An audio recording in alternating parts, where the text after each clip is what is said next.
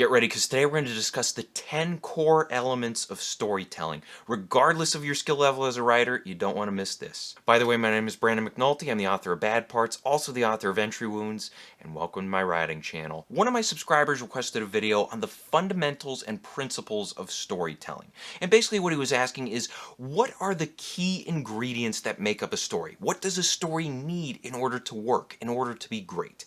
And today I came up with 10 key elements that I believe a story needs in order for it to be successful. I'm going to explain what they are, what they consist of, and why they're important. The first core element is character. And very simply, if you don't have character, you don't have a story.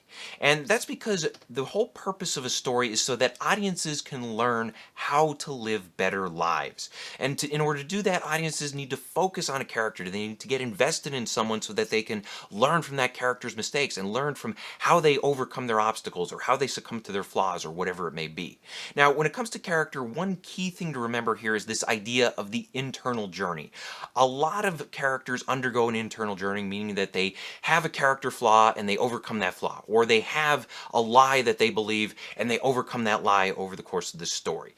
You don't have to have an internal journey, but it helps in most cases. But at the very least, you should have characters who have goals and motivations. When we talk about goals, we're talking about what a character wants. And when we talk about motivations, we're talking about why a character wants what they want. Number 2 is plot. Plot is the external events of your story. It's the external journey that a character undergoes. Now, we just talked about how they have an internal journey where they overcome a flaw, they overcome a lie or something like that. An external journey would be the physical representation of that internal struggle. In other words, let's say we have a story where a character is climbing a mountain. That would be the external event. They would be trying to climb a mountain. But perhaps maybe this story is really about an internal struggle that they're dealing with. Maybe they're trying to overcome grief or something like that. And that act of climbing the mountain represents how they're trying to overcome that grief. Now keep in mind with plot that you're going to have a main plot. This is usually going to be the hero versus the villain, or the hero versus the main force of antagonism. Now you also might have subplots, and these are usually there in order to challenge the hero to grow as a person. And another thing to keep in mind with plot is that you also have stakes, and you should be raising stakes throughout the story. What that means is that as the story goes along, the hero should have more to gain and also should have more to lose. Number 3 is concept. And what concept is, it's the central idea or selling point of your story. It's the idea that draws your audience in. It makes them curious. For instance, with Harry Potter, the concept would be the idea of going to wizarding school. Now, what concept does, it paints a picture of what the story is about. And oftentimes when people talk about concept, you'll hear things like low concept and high concept. Low concept is the most basic concept around. You might have something like a story about doctors in a hospital or friends living in New York.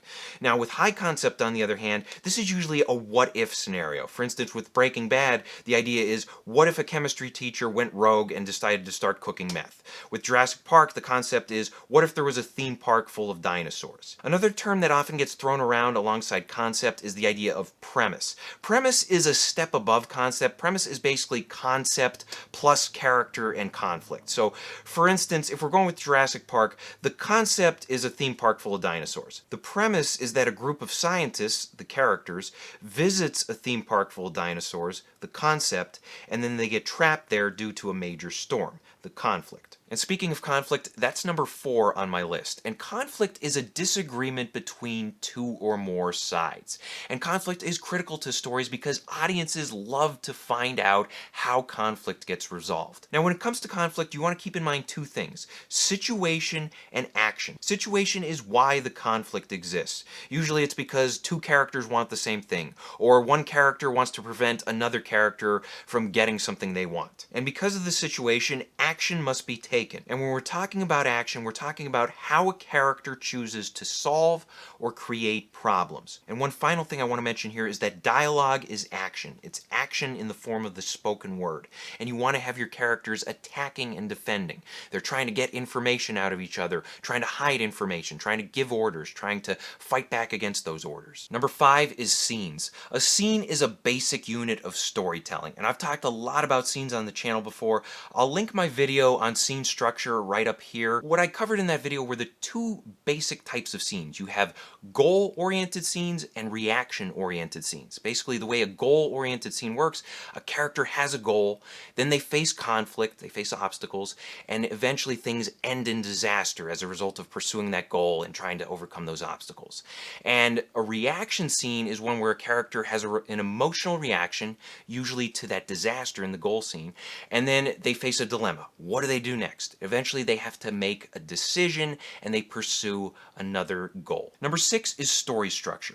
And if your story doesn't have structure, you're probably writing a poem. And I know a lot of writers nowadays, they try to sound cool and they say things like, oh, structure doesn't matter, you don't need structure, structure's useless. But the truth is that at the very least, a story needs a beginning, a middle, and an end. That's what a story is. It's something that happens over the course of time. So that beginning, middle, and end is critical. And I'm not saying that you have to follow any specific structure. You don't have to follow 3-act structure or 5-act. You don't have to have any beat sheets or checklists or anything like that. I mean, those things are optional. If you want to use those things, if you think they help, by all means use them. But if you're uncomfortable with them, by all means don't use them. But you do have to acknowledge that stories do have an underlying structure, that beginning, middle, and end. Number 7 is pacing. And what it is, it's the speed at which your story is told.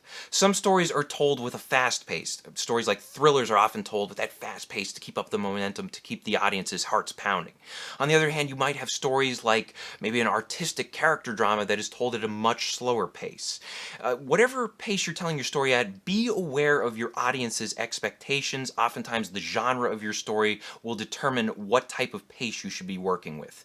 Now, regardless of genre, regardless of what type of story you're telling, you need to have your pace changing over the course of the story. You can't just have fast, fast, fast all the time, because if everything is fast, nothing is fast. And if everything is slow, chances are your audience will get bored and abandon your story. And be sure to keep in mind that you can manipulate pacing. You can have 1,000 years take place in a single sentence, or you can have a single moment that lasts several pages. Number 8 is world building, and this is the story world and all the different things, ideas, and systems that contribute to it. Now, there are two key parts of world building. The first part is setting. This includes things like the location, the weather, the population, the economic systems, the political systems, society's rituals, and so on and so on.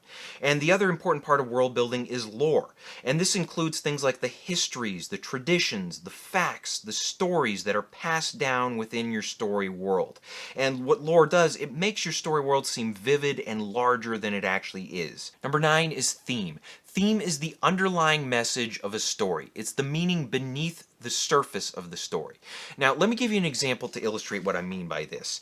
Basically, Jurassic Park, the surface level story here is about scientists trying to escape a theme park full of dinosaurs. That's the surface. But the theme beneath the surface, this story is about the dangers of playing God. It's about the dangers of tampering with nature. It's about man versus technology. It's about age versus youth. It's about other themes as well. But theme is an element that is often tough for newer writers. Sometimes you have writers who they don't know what they're doing with theme, or their theme is muddy and unclear. Other times you have newer writers who their themes are too heavy-handed and it verges on being propaganda. But I think the key thing to remember here is that the writer's goal is to seek truth, and you want to show both sides of an argument. You want to give an audience the opportunity to think for themselves. And number 10 is style. And style includes things like voice, tone, mood, and other artistic choices that writers make. Now, when we're talking about voice, we're talking about the writer's personality on the page or on the screen. And if you're writing a book, you might include things like word choice, sentence length, and punctuation here. If you're doing a movie or some other visual medium, it might focus on how you cut between moments or how you cut between scenes. When we're talking about tone, we're talking about the attitude of a story. Is a story serious? Is it humorous? Is it dark? Is it lighthearted? If you want to get an idea of tone, think about the difference in tone between Lord of the Rings and Game of Thrones. Or think about the difference in tone between the late 90s Batman movies and the 2022 movie The Batman. And the last thing we'll talk about is mood. Mood is the emotional temperature of a story, and it should be changing again and again. You don't want your story to be just purely dark and depressing, or purely thrilling and exciting, or purely joyous and happy and all laughs and everything like that. You need variation, and that's because you want to take your audience through a series of different emotions. That's what storytelling is all about, and that's how you achieve emotional impact. So I hope this helps. Question of the day: what is your favorite core element of storytelling?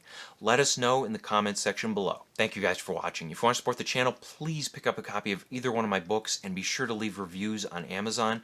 Bad Parts is great if you like small town horror. It's about people trading away their sick and injured body parts in order to get healthy again.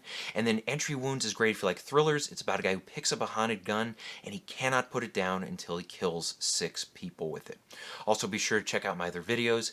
Like, share, and subscribe. And as always, remember to keep on writing.